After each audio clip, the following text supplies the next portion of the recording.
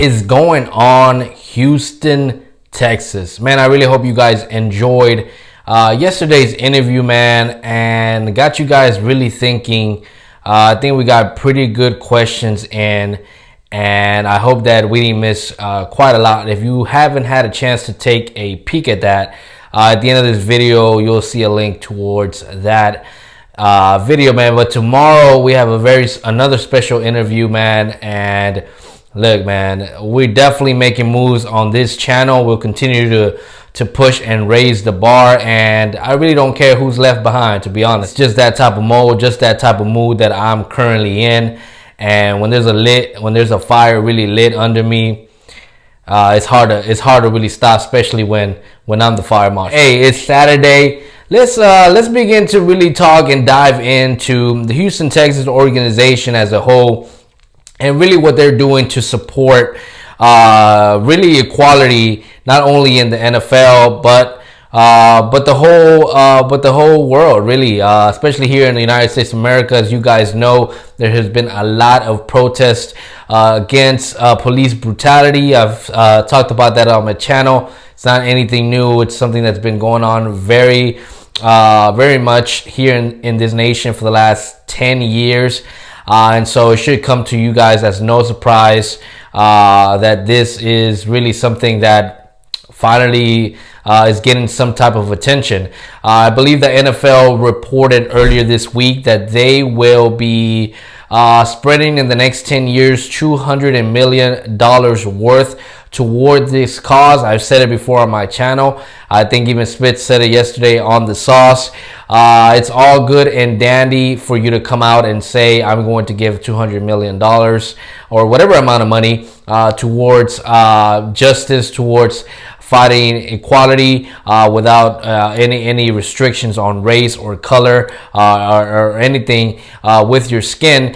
And but ultimately you got to check who are you giving this money to, because ultimately if it's organizations that are not gonna follow through, or let's be honest, as some humans do, they exploit certain causes, take that money and run with it, it's really not going to make a difference. So I hope that the NFL does vet these agencies as much as they vet their players. But Bill Obrien came out, I want to say maybe yesterday. There was many articles on it. ESPN reported on it. John McClain reported on it. The Houston Texans have retweeted on it that Bill Obrien said if the players want him to take a knee for during the national anthem, he will and is willing to do so. So now it's being reported that he will be doing that. One of the things that I pointed out, not only to The Sauce, but many people, is why has Kenny Stills been so silent since his last tweet about the march, the protest that was happening in Houston? He hasn't come out and said, O'Brien's doing an excellent job of listening to us, or an excellent job of stepping up, or an excellent job of understanding. You guys know how I feel about the Cal McNair statement after William O'Brien's interruption with Thomas interview, where he spoke on this and gave his opinion on it. Cal's was definitely more scripted, definitely more PR-ish, and you know, I couldn't even take much of it. I listened to maybe 2 or 3 minutes of it, and I was pretty much done with it. He then went to sit, which, to be honest, I didn't really know who he sat down, but apparently someone who has suffered from this really racism, and didn't bother listening to that at all. It just doesn't seem very genuine from Cal, and I hear a bunch of different interesting theories around that. One of the things, you know, that many people are saying is how much in control William Obrien is over this organization. I think it's not just so much William Obrien. I really think it is Jack Easterby at the helm of this organization. I think his views on things, and especially the way that he tweets, seems to be driving some type of action, some type of different action with the Houston Texans. So Hey man, all the power to Bill O'Brien if he chooses to kneel with his players, but ultimately his players know him very well.